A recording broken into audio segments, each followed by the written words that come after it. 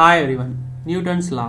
First law என்ன சொல்லுதுன்னு பார்த்தோம்னாக்கா every body continues in its state of rest, uniform motion in a straight line unless an external force acting on it.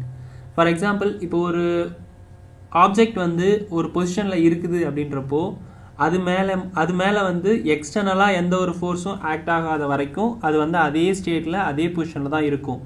எப்போ அது மேலே external force act ஆகுதோ அது வந்து மோஷன் வந்து அதனுடைய ரெஸ்ட் பொசிஷன்லேருந்து மோஷன் வந்து கிரியேட் ஆகும். இதை தான் வந்து நியூட்டனுடைய ஃபர்ஸ்ட் லா சொல்லுது.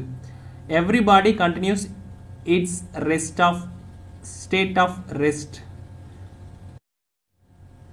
நியூட்டனுடைய செகண்ட் லா என்ன சொல்லுதுனாக்கா the rate of change of momentum of a body is directly proportional to a applied force.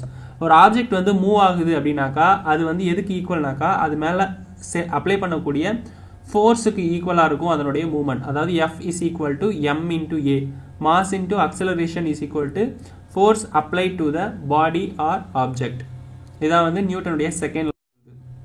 நியூட்டனுடைய third law வந்து நம்ம எல்லாருக்குமே தெரிஞ்சது தான்.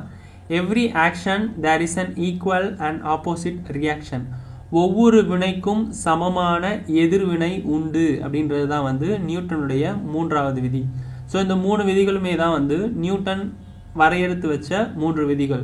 நியூட்டனுடைய ஃபர்ஸ்ட் லா வந்து எக்ஸ்டர்னல் ஃபோர்ஸ் எதுவும் அப்ளை பண்ணாத வரைக்கும் அந்த பாடி வந்து ரெஸ்ட் பொசிஷனில் தான் இருக்கும். அதான் நியூட்டனுடைய ஃபர்ஸ்ட் லா. நியூட்டனுடைய செகண்ட் லா வந்து ஃபோர்ஸ் அந்த பாடி மேலே ஆக்ட் ஆகக்கூடிய ஃபோர்ஸ் வந்து மாஸ் இன்ட் அக்ஸலரேஷனுக்கு ஈக்குவலாக இருக்கும்.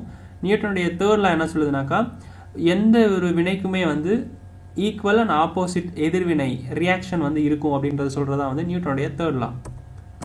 இந்த வீடியோ உங்களுக்கு யூஸ்ஃபுல்லாக இருந்துச்சுனாக்கா லைக் பண்ணுங்கள், கமெண்ட் பண்ணுங்கள், ஷேர் பண்ணுங்கள், சப்ஸ்கிரைப் பண்ணுங்கள். தேங்க்யூ.